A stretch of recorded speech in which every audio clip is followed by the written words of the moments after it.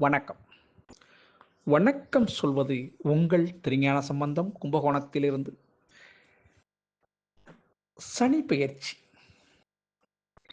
இந்த 2025ஆம் ஆண்டு சில ராசிகளுக்கு மட்டும் சில பாதிப்புகள குடுக்கும். அது எந்தெந்த ராசி என்பத இந்த பதிவில நம்ம பார்க்க போறோம். சனி பகவான் என்பது நீதி வழங்கக்கூடிய இறைவன். அப்படி ஒரு கிரகம். அதுதான் காலங்காலமா நம்ம சொல்லிட்டு வர்றோம். அந்த நீதி வழங்குறதுக்கான அந்தஸ்த பெற்றிருக்கிறார். ஈஸ்வரனுக்கு அடுத்தபடியா அந்த அந்தஸ்து அவருக்கு மட்டும்தான் அல்லவா? அது சனி பகவானுடைய மற்றவர்கள யார கெடுக்கிறாங்களோ அவங்களையும், உழைக்காதவர்களையும் தண்டிப்பது அவருடைய எண்ணமாகும். சனி பெயர்ச்சி என்பது 9 கிரகங்கள்ல மிக மிக பொறுமையாக நகரக்கூடிய கிரகம் அந்த சனி கிரகம். ஒரு ராசி கட்டத்தை கடக்க 2 1/2 வருஷம் எடுத்துப்பார். அதன்படி 2025ஆம் ஆண்டு மார்ச் மாதம் 29ஆம் நாள் கும்பராசியிலிருந்து நகர்றார். நகர்றாருன்னா மீன ராசிக்கு போறார்.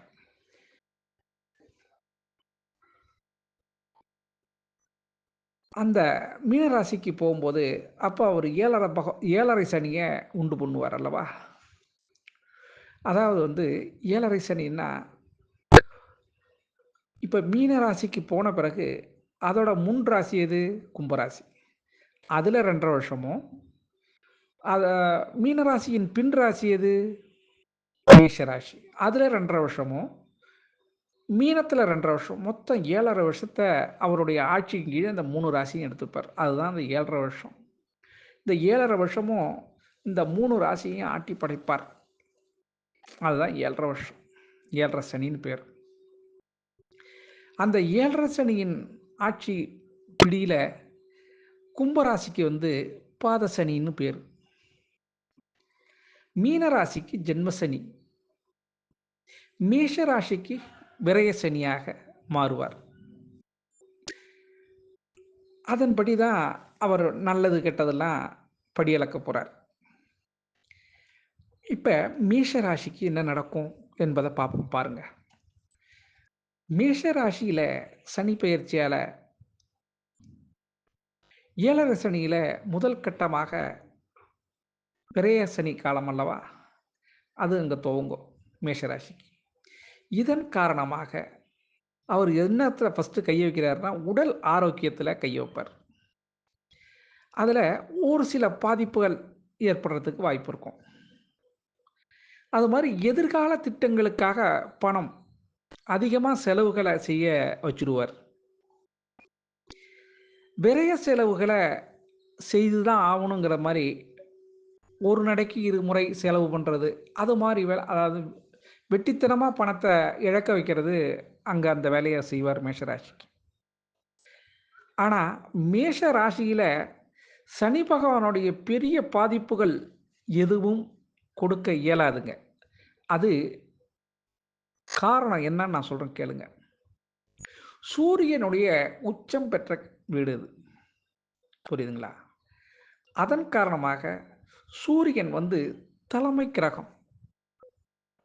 சூரியனுடைய நெருங்கி யார் வந்தாலும் அவங்களுடைய பவர் இழக்கணும். அதுதான் அதோட தன்மை. அதன்படி பாதிப்பு வரும். ஆனா, அப்படி ஒரு பெரிய பாதிப்புகள் மேஷராசிக்கு நிகழாது. அத புரிஞ்சுக்கங்க. மற்ற ஜோதிடர்கள விட நம்ம அத கொஞ்சம் தெளிவா சொல்லுவோம். அதன் காரணமாக தான் நான் இப்பயும் சொல்றேன். மேஷ ராசிக்கு பெரிய பாதிப்புகள் எதுவும் வராது. ஆனாலும் பாதிப்புகள் கொஞ்சம் பட்டும் படாமலும், விட்டும் விடாமலும், தொட்டும் தொடாமலும் நிகழும் என்பத மேஷராசி அன்பர்கள் புரிஞ்சுக்கணும். அடுத்து கும்பராசி. கும்பராசி அன்பர்களுக்கு எப்படி இருக்கும்னா, இந்த சனி பெயர்ச்சி காரணமாக 7.5 சனியின் கடைசி காலமான பாத சனி உங்களுக்கு நடக்கும். இந்த கும்பராசியானது இந்த பாத சனியில இருக்கு அல்லவா? கும்பராசியின் அது சொந்த வீடு. யாருக்கு? சனி பகவானுக்கு. ஆட்சி பெற்ற வீடு அல்லவா? இது நாள் வரையும் அதாவது 5 ஆண்டுகள் சனி பகவானுடைய சொந்த வீட்டிலேயே பல இன்னல்கள் செஞ்சார். அதாவது வூட்ல இருந்துகிட்டே இந்த உள்குத்து குத்துற வேலைலாம் இருக்கும்பாங்கல்ல. அது மாரி சில வேலைகள்லாம் செய்தார். யாருக்கு? இந்த கும்பராசி அன்பர்களுக்கு. அதுலயும் பெரிய பாதிப்புகள் எதுவும் நிகழாது. அதாவது உயிர வச்சு சித்திரவதை செஞ்சான் ஆன்னு சொல்லுவாங்க சில செயல்கள்ல. அது மாரி என்கிட்ட இருக்கிறது அந்த உயிர் மட்டும்தான். பாக்கி எல்லாமே நான் இழந்துட்டேன். அப்படின்னு சொல்லக்கூடியவங்க தான் இந்த கும்பராசி அன்பர்கள். ஆனாலும் அவங்களுக்கெல்லாம் இந்த பாத சனி அப்படி ஒரு பெரிய பாதிப்பு என்பதை ஏற்படுத்தாது. அத பத்தி நீங்க பயப்பட வேண்டிய அவசியம் இல்ல. சரிங்களா? ஏன்னா, இழந்ததெல்லாம் குடுத்துட்டு போணுங்கிறது அவருடைய விதி. என்னென்ன விதத்தில உங்களுக்கு கெடுதல் செய்தாரோ சனி பகவான், அந்த கெடுதல்கள அவர் கையாலேயே நிவர்த்தி பண்ணிட்டு தான் போவார். இது காலங்காலம் தொட்டு சனி பகவானுடைய வழக்கமான செயல். நல்லா புரிஞ்சுக்கணும்.